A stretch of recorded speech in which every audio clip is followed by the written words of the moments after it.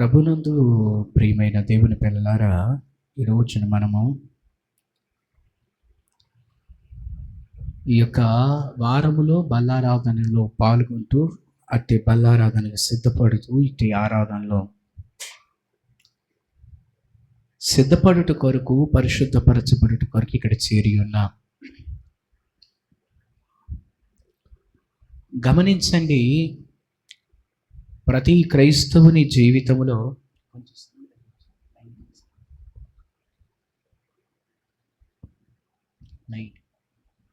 స్తోత్రం, హల్లెలూయా. ప్రతి క్రైస్తవుని జీవితంలో ప్రభు యొక్క ఈ సంస్కారములో పాల్గొనటం, ప్రభు యొక్క ఈ బలలో పాల్గొనటం క్రైస్తవుల జీవితంలో ఖచ్చితంగా కలిగి ఉండవలసిన ఒక విధి విధానము, ఒక కట్టడ. ఆయన యొక్క రక్తము చేత ఉదక స్నానము చేసిన మనము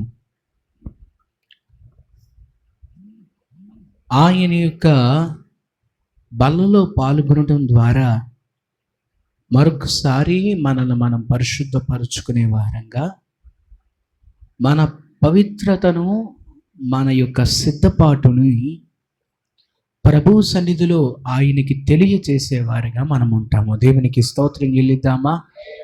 హల్లెలూయా. భూమిపైన బాప్తిసం పొందిన వాళ్ళు చాలామంది ఉన్నారు.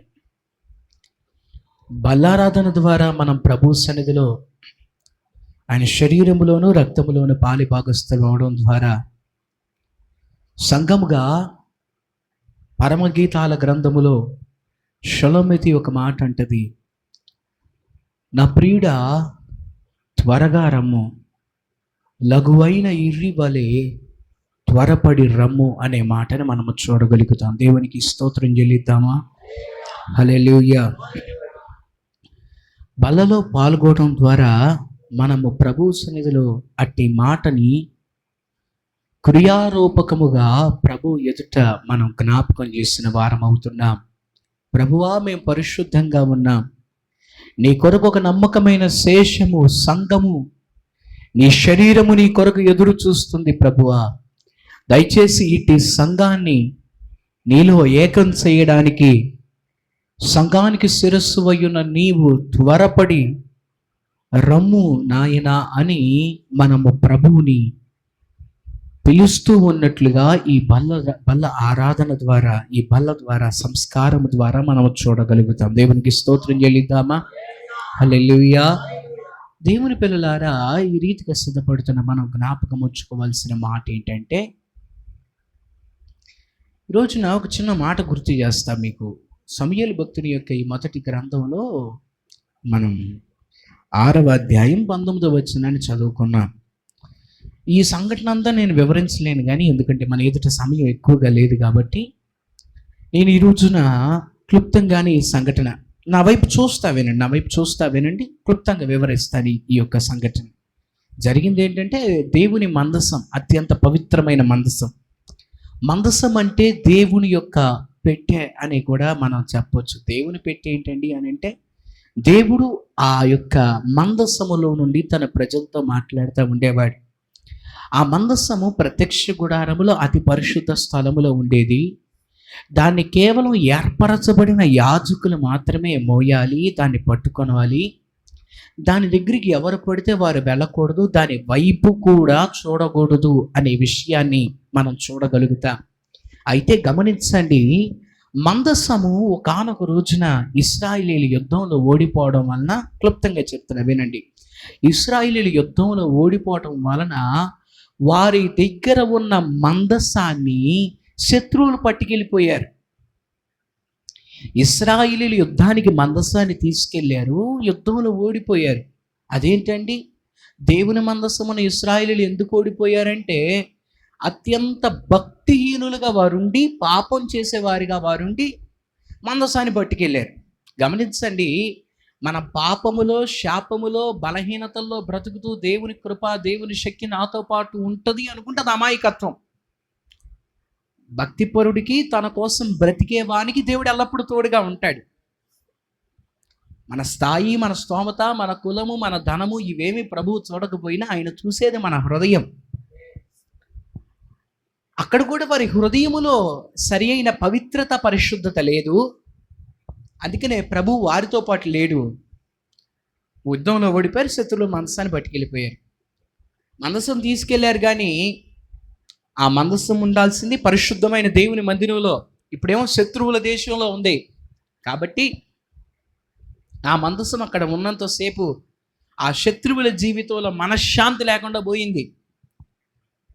వెంటనే వారు ఏం చేశారంటే దేవుని మందసాన్ని చాలా జాగ్రత్తగా, అమ్మో ఈ దేవుని మందసాన్ని మనం ఎలా పడితే అలా ఆటలాడడం కాదు, ఇది పరిశుద్ధ దేవుని మందసం, ఈయన మన ఆరాధన ఆధారముల వంటి వాడు కాదు, ఈయన ఎదుట మన ఆరాధన ఆధారములు, ప్రతిమలు, విగ్రహాలు మనము కూడా నిలబడలేకపోతున్నామని శత్రువులు భయపడి దేవుని మందసాన్ని చాలా జాగ్రత్తగా మళ్ళా దేవుని ప్రజలు ఉండే ప్రాంతానికి పంపించేశారు. చర్చిలో మీకు అర్థమయ్యేలా చెప్పాలంటే, చర్చిలో పవిత్రమైన, అతి పరిశుద్ధమైన స్థలములో చాలా కట్టుదిట్టమైనటువంటి తెరల మధ్య ఉన్న మందసాన్ని వీళ్ళు వెతికెళ్ళి యుద్ధ స్థలములో పెట్టారు. యుద్ధములో ఓడిపోయిన తర్వాత శత్రువుల దేశంలోకి వెళ్ళింది. ఇప్పుడు శత్రువుల దేశం నుండి మందసం మరలా ఎక్కడికి వస్తుంది? దేవుని ప్రజలుండే దేశానికి వచ్చింది. జాగ్రత్తగా వినండి. మందసం రావడం చూడగానే దేవుని ప్రజలందరూ కూడా రే మన మందసం వచ్చేసింది, మన దేవుని మందసం వచ్చేసింది అని చాలా జాగ్రత్తగా, చాలా ఆనందంతో వెంటనే అక్కడికక్కడే మందసాన్ని దించి మందసం ఎదుట బలులు అర్పించారు. ఆ ప్రాంతం వారందరూ అక్కడికి చేరుకుని దేవుని ఆరాధించడం మొదలుపెట్టారు. వాస్తవానికి మందసం ఎంత పవిత్రంగా దాచబడి ఉంటుందంటే కేవలం ప్రధాన యాజకుడు మాత్రమే దాన్ని చూస్తాడు. మిగతా వారెవరూ కూడా దాన్ని చూసే అవకాశం కూడా లేదు. ఎందుకంటే అది తెరల చాటున దాచబడి ఉంటుంది. దాన్ని బయటికి తీసుకొచ్చేటప్పుడు కూడా దాన్ని చాలా జాగ్రత్తగా చుట్టి మరీ తీసుకొస్తారు. సరే, అదంతా చెప్పాలంటే వేరే విధానం. దేవుని పిల్లలారా, కానీ వారి జీవితాలు ఎప్పుడు ఎవరు మందసాన్ని చూసే అవకాశం లేదు. నా జీవిత కాలంలో ఒక్కసారి చూశాను మందసాన్ని అని కూడా ఎవరో చెప్పలేని పరిస్థితి.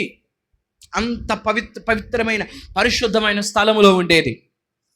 నేను చెబుతున్న ఈ మాటలు పాత నిబంధన కాలంలోవి. ఇప్పుడైతే దేవుని సన్నిధి మన హృదయాల్లోకి వచ్చేసింది. ఆ రోజుల్లో దేవుని సన్నిధి ఆ యొక్క అతి పరిశుద్ధమైన దేవాలయములో ఉండి దేవుడు తన ప్రజలతో మాట్లాడుతూ ఉండేవాడు. దేవునికి స్తోత్రం చెల్లిద్దామా? హల్లెలూయా. దేవుని పిల్లలారా, నా మాటలు జాగ్రత్తగా ఆలకించి అర్థం చేసుకునే ప్రయత్నం చేయండి. మందసం వచ్చేసింది, అందరూ సంతోషపడ్డారు. ఆ ఊరు వాళ్ళందరూ కూడా మందసం ఎక్కడికైతే ఆ బండి వచ్చి ఆగిందో, ఆ మందసం ఉన్న బండి ఎడ్ల బండి మీద పంపించారు శత్రువులు. ఆ ఎడ్ల బండి ఎక్కడికైతే వచ్చి ఆగిందో అక్కడ బలులు అర్పించారు. అంత బాగా ఆ రోజు ఆరాధన జరిగింది. నా మాట జాగ్రత్తగా వినండి. అప్పటి వరకు ఎవరు మందసాన్ని చూడలేదు. నేను మాట అంటాను, ఆ మందసం వచ్చిన దగ్గర ఆరాధన జరుగుతుంది కదా, అక్కడ చాలా ముసలివారు ఉండొచ్చు, చిన్న చిన్న పసిపిల్లలు ఉండొచ్చు. ఆ పసిపిల్లగాళ్ళు ఆడుకుంటూ వచ్చి అమ్మో మమ్మీ మందసం అంటే ఇదేనా అని చెప్పేసి వాళ్ళు ఆశ్చర్యంగా అడుగుతున్నారు. ముసలివాళ్ళు కూడా, పండు ముసలివాళ్ళు కూడా అక్కడికి వచ్చి ఓహో మందసం అంటే ఇదేనా అంటే ఎవరు ఆ మందసాన్ని అప్పటి వరకు చూడలేని పరిస్థితిలో ఆ రోజు బేత్షెమెషు ఊరు వారు మందసాన్ని చూడగలిగారు. చాలా సమీపంగా వచ్చేసింది వాళ్ళకి, వాళ్ళ ఎదురుగా ఉంది మందసం. జాగ్రత్తగా వినండి. మనం కొన్ని తిన్న తర్వాత కడుపు నిండి పారేస్తాం. చిన్న ఎగ్జాంపుల్ చెప్తున్నాను. కొద్ది రోజుల క్రితం ఓ సంఘంలో భోజనాలు జరిగినాయి. పాస్టర్ గారికి ఏమి నడిపింపు వచ్చిందో తెలియదు. ఆ రోజు బలివ్వలేదు. ఆ రోజు అంతా బలి అర్పణ లేకుండా కేవలం కూరగాయలు కొయ్యడం మాత్రమే ఉంది భోజనాల్లో. అంటే మాంసం పెట్టకుండా పెట్టాడు భోజనాలు పాస్టర్ గారు. నాకు తెలిసిన దైవజనులే. వాస్తవానికి లెక్క కరెక్ట్గానే వేశారు. అన్ని వందల మందికి అన్ని కేజీలు భోజనం. వాళ్ళు మొదటిసారి భోజనం వండేవాళ్ళు కూడా కాదు. వాళ్ళు చాలాసార్లు వండారు, చాలాసార్లు వండించారు. పైగా వంట మేస్త్రి ద్వారా చక్కగా వండించారు, చక్కగా రుచికరంగా చేయించారు. అంత బాగుంది. భోజనాలు కనీసం ఇంకా 50 నుంచి 100 మంది దాకా మిగిలిపోయినాయి. జనాలు ఏమైనా తక్కువ వచ్చారంటే లేదు, సరిపడగానే వచ్చారు, అనుకున్నట్లుగానే వచ్చారు. కానీ భోజనాలు మాత్రం చాలాసార్లు చాలామంది అంటారు, నాన్ వెజ్ లేకపోయేసరికి జనాలు కడుపు నిండా. నేను మాట నా జీవితంలో గమనించింది ఏంటంటే, నాన్ వెజ్ ఉన్నప్పుడు కడుపు నిండా తింటాం, వెజిటేరియన్ ఉన్నప్పుడు కడుపు నిండా తినకపోవడం కాదు. వెజిటేరియన్ ఉన్నప్పుడే కడుపు నిండా తింటాం, నాన్ వెజ్ ఉన్నప్పుడు కడుపుకు మించి తింటాం. ఎందుకో కానీ ఆ రోజున వారు ఆ భోజనాలు చాలా మిగిలిపోయినాయి. వారికి నచ్చలేదు. వంటలు బాగున్నాయి, వారికి ఆ కూరలు ఏదో నచ్చలేదు, సంథింగ్ ఏదో జరిగింది. పాస్టర్ గారు వెంటనే మొత్తం పార్సల్ చేయించి నైట్ టైం యవనస్తుల్ని ఆ కారులో ఎక్కించి ఆ పార్సెల్ని కారులో పెట్టి పంపించాడు.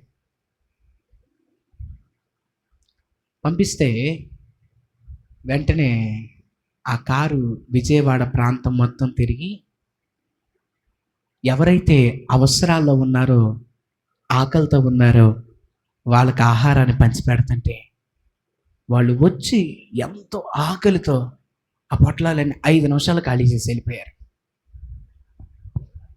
5 నిమిషాల్లో కారులో ఉన్న భోజనం అంతా ఖాళీ అయిపోయింది. ఒకరికి ఎక్కువైపోయింది, ఒకరికేమో అది చాలా అవసరంలో ఉంది. అవసరంలో ఆకలితో ఉన్నారు కాబట్టి వాళ్ళకి అది చాలా రుచికరంగా ఉంది. ఆకలితో లేరు కాబట్టి, ఆకలితో లేరు అనే మాట కూడా కాదు, కానీ వాళ్ళకి అది తప్ప వేరే దిక్కు లేదు, వేరే ఆధారం లేదు, వేరే అన్నట్టుగా లేదు కాబట్టి వారికి అది పెద్ద గొప్పగా ఏమీ అనిపించలేదు. దేవునికి స్తోత్రం చెల్లిద్దామా? నేను చెప్పాలనుకుంటున్న మాట ఏంటంటే, సమీపంగా ఉన్నప్పుడు కొన్నిటి విలువ తగ్గిపోద్ది.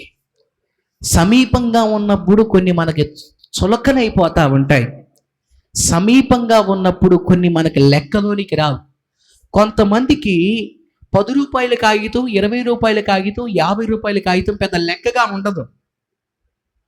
కానీ కొంతమందికి అదే 10 రూపాయల కాగితం ఇస్తే చాలా పండగగా ఉంటుంది. కొంతమందికి అది ఎందుకు లెక్కలో లేదంటే అలాంటివి ఎన్నో వాళ్ళ దగ్గర ఉన్నాయి కాబట్టి వాళ్ళు దాన్ని పట్టించుకోవట్లేదు. ఒక మాట ఆలకించండి. ఇదంతా ఎందుకు చెప్పుకొచ్చానంటే, బెత్షెమెషు ఊరికి ఎప్పుడైతే మందసం వచ్చిందో, ఆ మందసం వారు మొదటిసారిగా చూస్తున్నారు. మందసం వారి కన్నుల ఎదుటే ఉంది. మొదటిసారిగా వారు ఆ మందసాన్ని చూస్తున్నారు. ఆ మందసం చుట్టూ వాళ్ళకేం దేవదూతలు కనపడట్లేదు, ఆ మందసం చుట్టూ వాళ్ళకేమి అగ్ని కనపడట్లేదు. వాళ్ళ కళ్ళ ఎదుటే ఒక చెక్కతో చేయబడి బంగారముతో పొదగబడిన మందసం వాళ్ళ కళ్ళ ఎదుటే ఉంది. వెంటనే వాళ్ళు ఏం చేశారంటే దాన్ని చూసి ఆనందపడ్డారు, బలులర్పించారు, ఆరాధించారు, ప్రభువును స్తుతించారు. ఆ రీతిగా జరిగింది. అక్కడితో ఆగలేదు. కానీ వారు ఏం చేశారంటేనంట, ఆ తర్వాత వచనాల్లో మనం చూస్తే ఆ బెత్షెమెషు ఊరి వారికి ఒక ఆలోచన వచ్చిందంట. అరే, మందసం మన కళ్ళ ఎదుటే ఉంది కదా, మందసం మనకి సమీపంగానే ఉంది కదా, ఇప్పటి వరకు అసలు మనం మందసాన్ని ఎవ్వరూ చూడలేదు ఈ దేశంలో, కానీ మనం చూడగలుగుతున్నాం. అంత మాత్రమే కాదు, ఈ మందసాన్ని చూసి మనం ఇంకా బ్రతికే ఉన్నాం, ఇంకా మనం ఆరాధిస్తున్నాం. ఈ మందసం మన కళ్ళ ఎదుటే ఉంది కదా, ఎవరు చూశారులే, ఒక్కసారి ఈ మందసం పెట్టిని తెరిచి చూద్దాం అనుకున్నారంట. వాస్తవానికి మందసాన్ని చూసే భాగ్యమే ఎవరికి ఉండదు. ఎక్కడో అరాకొరా ఎవరికో దొరికిద్ది. కానీ ఈ ఊర్లో వారందరికీ ఆ భాగ్యం వస్తే, ఇప్పుడు వీరికి వస్తున్న మరొక ఆలోచన ఏంటంటే, అక్కడితో ఆగిపోకుండా మన కళ్ళ ఎదుటే ఉంది కదా, మన దగ్గరే ఉంది కదా, ఏమైందిలే ఒక్కసారి ఏం చేద్దాం అనుకున్నారు, తెరిచి చూద్దాం అనుకున్నారంట. ఎప్పుడైతే వారు ఆ మందసాన్ని తెరిచి చూశారో ఎంతమంది చనిపోయారంట? ఎంతమంది అంట? 50,070 మంది దేవుని ఉగ్రత పాలయ్యారు. వాళ్ళ కళ్ళ ఎదుటే ఉండేసరికి దాని పట్ల భయం పోయింది వారికి. వాళ్ళ కళ్ళ ఎదుటే కనబడుతుండేసరికి దాని పట్ల జాగ్రత్త పోయింది వారికి. వారి కళ్ళ ఎదుటే ఉండేసరికి ఆ మందసం పట్ల వారికి ఉన్న గౌరవం తగ్గింది, భయం తగ్గింది. వెంటనే ఏమైందిలే, మన కళ్ళ ఎదుటే ఉంది, మనం చూస్తున్నది చెక్క పెట్టే కదా, ఇంతకాలం దేవుడు ఏదో చెప్పాడు, ప్రవక్తలు ఏదో చెప్పారు, పాస్టర్ గారు ఏదో చెప్పారు, ఒక్కసారి మనం తెరిచి చూద్దాం. ఇప్పటి వరకు చూడకూడదు అనేది ఇప్పుడు మనం చూస్తున్నాం కదా, చూసినప్పుడు ఏం కాలేదు కదా, ఒకసారి తెరిచి చూద్దాం ఏమవుతుందో అని ఏం చేశారంట? తెరిచి చూశారా. తద్వారా ఏం జరిగిందంటే 53,000 మంది దేవుని ఉగ్రత పాలవలసి వచ్చింది. దేవునికి స్తోత్రం చెల్లిద్దామా? హల్లెలూయా. దేవుని సన్నిధిలో విశ్వాస జీవితంలో చాలాసార్లు చాలా మంది జీవితంలో ఉండే పొరపాటు ఏంటంటే, మనం మందిరానికి రావడం ప్రారంభించిన తర్వాత, దేవుని సన్నిధికి వస్తూ ఉన్న తర్వాత చాలాసార్లు మన జీవితాల్లో దేవుని సన్నిధి మనకి సమీపంగా ఉండడం చూసి మనకి దేవుని సన్నిధి పట్ల పెరగవలసిన భయం కాస్త తగ్గిపోవడం ప్రారంభం అవుతూ ఉంటుంది. మీరు గమనించండి, మొదటిలో మనం మందిరానికి వచ్చినప్పుడు చాలా భయంగా మాట్లాడతాం, చాలా గౌరవంగా ఉంటాం, చాలా భక్తిగా ఉంటాం, చాలా వినయంతో ఉంటాం, సాక్షాత్తు దేవుని సన్నిధిలో నేను ఉన్నాను అని భయపడతాం. కానీ దినాలు గడిచే కొద్దీ, రోజులు గడిచే కొద్దీ మందిరమునకు మనం వస్తూ ఉన్నప్పుడు మనలో ఉన్న భయం తగ్గిపోవడం మొదలైంది. దేవునికి స్తోత్రం చెల్లిద్దామా? హల్లెలూయా. ఇక్కడ ఈ రోజు మనం సిద్ధపడుతూ పాల్గొంటున్నాం కదా ఈ ఆరాధనలో. ఈ ఆరాధన ప్రకారం మనం మాట్లాడాలి అంటే వాస్తవానికి మనము ప్రారంభంలో బలలో పాల్గొనేటప్పుడు చాలా భయంగా ఉంటాం. బాప్తీసానికి సిద్ధపడేటప్పుడు ఉపవాసం ఉండి ప్రార్థన చేసుకుని చాలా జాగ్రత్తగా, అమ్మో బాప్టిజం అంటే అది ఆషామాషి విషయం కాదు, చాలా జాగ్రత్తగా తీసుకోవాలి. ఒకసారి తీసుకున్న తర్వాత ఎలాంటి తప్పులు పొరపాట్లు చేయకూడదు.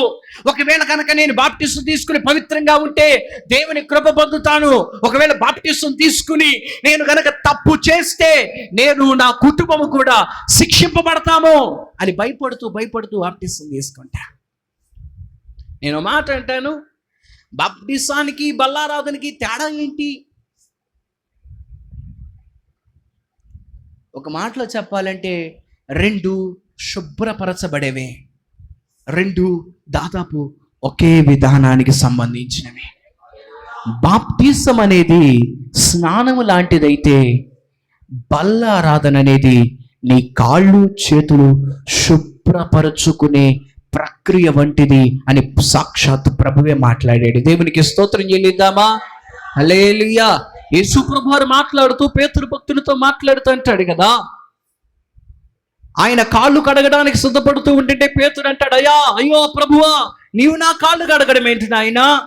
సాక్షాత్తు దేవుడివై ఉన్న నీవు ఈ దీనుడి కాళ్ళు కడగడం ఏంటయ్యా? వద్దు ప్రభు అంటే, ప్రభు అంటాడు, లేదు పేతురు, నీవు గనక నన్ను ఈ యొక్క కార్యము చేయనివ్వకపోతే నా చేత కడగబడని వాడు నా రాజ్యంలోనికి రాలేడు అని చెప్తాడు. పేతురు గారి కంగారు ఎక్కువ కదండి. వెంటనే ఆయన అంటాడు, కాళ్ళేంటి నాయన, నన్ను మొత్తం కడిగేసాయి అని అంటాడు. ప్రభు అంటాడు, లేదు పేతురు, స్నానం చేసిన వాడు పద్దాక రోజంతా స్నానం చేయాల్సిన అవసరం లేదు. రోజుకి 1-2 స్నానం చేస్తా, కానీ ఎన్నోసార్లు బయటికి వెళ్ళొస్తా. బయటికి వెళ్ళొచ్చిన ప్రతిసారి స్నానం చేయలేం, కానీ బయటికి వెళ్ళొచ్చిన ప్రతిసారి మన కాళ్ళు చేతులు కడుక్కోవాలి. స్నానం చేసేటప్పుడు చాలా జాగ్రత్తగా చేశానండి, కాళ్ళు చేతులు కడుక్కునేటప్పుడు మాత్రం ఊరికే ఏదో నీళ్ళు అలా పోసుకుని వచ్చేసానండి అని అంటే అది అంత కరెక్ట్ అయిన పని కాదు. ఎందుకంటే స్నానం చేసేటప్పుడు ఒంటి మీద ఉన్న దుమ్ము చెత్త పోవాలని ఎలా శుభ్రంగా స్నానం చేస్తామో కాళ్ళు చేతులు కడుక్కునేటప్పుడు కూడా అంతే జాగ్రత్తగా చక్కగా పాదాలు చేతులు కడుక్కోవాలి. మొదటి నుండి మనం నేర్చుకుంటున్న మాట అదే. మరి బాప్టిసానికి అంత బాగా సిద్ధపడిన మనము ఈ రోజున మన ఆత్మీయ జీవితంలో బలారాధనకి సిద్ధపడడం వచ్చేసరికి ఎందుకు మన సిద్ధపాటు తగ్గిపోతూ వస్తుంది అంటే దానికి కారణము మనము సమీపంగా వెళ్ళే కొద్దీ మనలో భయం పెరగాల్సిందల్లా దేవుని పట్ల మనం భయం తగ్గిపోవడం ప్రారంభమవుతుంది. దేవునికి స్తోత్రం చెల్లిద్దామా? హల్లెలూయా. బెత్షెమెషు వారు ఏం చేశారు అంటే, దేవుడు మందసం మా ఎదురే ఉంది కదా, ఆయన మందసం మా కళ్ళ ఎదుటే ఉంది కదా అని దాన్ని తెరచి చూశారు. మందసాన్ని ఎవరు ముట్టుకోకూడదు అనే మాట వారికి తెలుసు. మందసాన్ని ఎవరు కనీసం టచ్ చేయకూడదని వారికి తెలుసు. కానీ భయం మానుకుని దేవుని పట్ల ఆ భక్తి వదిలిపెట్టేసి దేవుని మనసు ఇక్కడే ఉంది కదా, జాగ్రత్త, దేవుడు మనకి సమీపంగా ఉన్నాడు కదా, నేను పిలవంగానే పలుకుతున్నాడు కదా, నేను క్షమించమనగానే క్షమిస్తున్నాడు కదా, నా జీవితంలో నేను ఎలాగైనా బ్రతుకుతాను, నా ఇష్టానుసారంగా నేను జీవిస్తాను, దేవుడు నాకు అత్యంత సమీపంగా ఉన్నాడు కదా అని మన పవిత్రత పరిశుద్ధత పక్కన పెట్టి దేవుడు చేయకూడదన్న పనులు చేస్తూ ఆయనకి కోపం పుట్టిస్తూ ఆయన మాటను మీరేవారిగా ఉంటూ మాటికి ఆయన గాయాలు రేపేవారిగా ఉంటే సమీపంగా ఉన్నంత మాత్రాన ఆయన శక్తి ఎప్పటికీ తగ్గిపోయినట్టు. కరెంటు పని నేర్చుకున్నాడంట ఒక వ్యక్తి. చిన్న లైన్లే కదా బాగా చేసేస్తున్నాడు. ఒక రోజున ఒక మెయిన్ లైన్ పని చేయాల్సి వచ్చింది. చిన్న లైన్ దగ్గర కొంచెం అజాగ్రత్తగా అటు ఇటుగా ఉన్నా సరే, గమాలు జుమ్మని లాగినా సరే వెంటనే ఏం చేస్తారు, చేయి తీసేస్తారు, గట్టిగట్ట పట్టుకుని లాగేస్తారు. ఒకవేళ 1-2 సందర్భాలు అజాగ్రత్తగా ఉన్నా పెద్ద అపాయం లేకుండా బయటపడతారు. పెద్ద లైన్ దగ్గర కూడా అలాగే అజాగ్రత్తగా ఉంటే ఏమవుతుంది, ఒకసారి పట్టుకోవడం వరకే, మళ్ళీ వదిలేయడం ఏమి ఉండదు, ప్రాణం పోయాకే వదిలిద్ది అది. ఎందుకు ఈ మాట అంటున్నానంటే, దేవునికి మనం సమీపంగా ఉన్నా దూరంగా ఉన్నా దేవుని శక్తి ఎప్పటికీ తగ్గిపోదు. ఆయన సన్నిధిలో ఎప్పటికీ కూడా విశ్వసించిన వారు కార్యాలు చూడగలుగుతున్నారు. దేవునికి స్తోత్రం చెల్లిద్దామా? హల్లెలూయా. కానీ క్రైస్తవ విశ్వాస జీవితంలో మనలో అజాగ్రత్త అశ్రద్ధ పెరిగిపోయి భయం మానుకుని ప్రవర్తిస్తున్నా. కానీ వాక్యం ఏమని జ్ఞాపకం చేస్తుందంటే, ఆయన సన్నిధిలో భయభక్తులు కలిగి గడగడ వణుకుచు ఆయనను సేవించేవారుగా మనం ఉండాలి. దేవునికి స్తోత్రం చెల్లిద్దామా? హల్లెలూయా. కృపిస్తున్నాడు కదా, క్షమిస్తున్నాడు కదా, ఆయన నన్ను ఏమీ అంటలేదు కదా అని మనం ఆయన ఇచ్చిన కృపని అవకాశంగా తీసుకుని ఇష్టానుసారంగా మనం బ్రతికితే ఖచ్చితంగా దేవుని కోపానికి గురవ్వాల్సి వచ్చింది. అందుకని రాత్రికాల సమయంలో నా మాటలు ముగిస్తున్నాను. దేవుని పిల్లలారా, మరొకసారి మీ అందరికీ జ్ఞాపకం చేసి చెప్తున్న మాట ఒకటే, దేవుని సన్నిధిలో భయభక్తులు కలిగిన వారమై ఆయన సన్నిధిలో మనం ఉండాలి. దేవునికి స్తోత్రం చెల్లిద్దామా? సరిగా సిద్ధపడాలి, పరిశుద్ధపరచబడాలి, ప్రతి అపరాధాన్ని విడిచిపెట్టాలి, ప్రతి శోధన్ని, ప్రతి ఒక్క సైతాను వల నుంచి విడిపించబడిన వారమై సులువుగా చిక్కులు పెట్టే ప్రతి పాపము నుంచి విడుదల పొంది ప్రభు సంస్కారములు ఎప్పుడైతే పాల్గొంటామో అది మన జీవితంలో ఆశీర్వాదకరంగా ఉంటుంది. దేవునికి స్తోత్రం చెల్లిద్దామా? రీతిగా మనమెల్లరం కూడా ప్రభు కృపపైన ఆధారపడదాం. దేవుడి కొద్ది మాటలు మన వెనుకడిలో దీవించును గాక. అందరూ కళ్ళు మూసుకుని మోకరించి తల్ల వంచి ప్రార్థన చేసుకుందాం. ఈ రాత్రి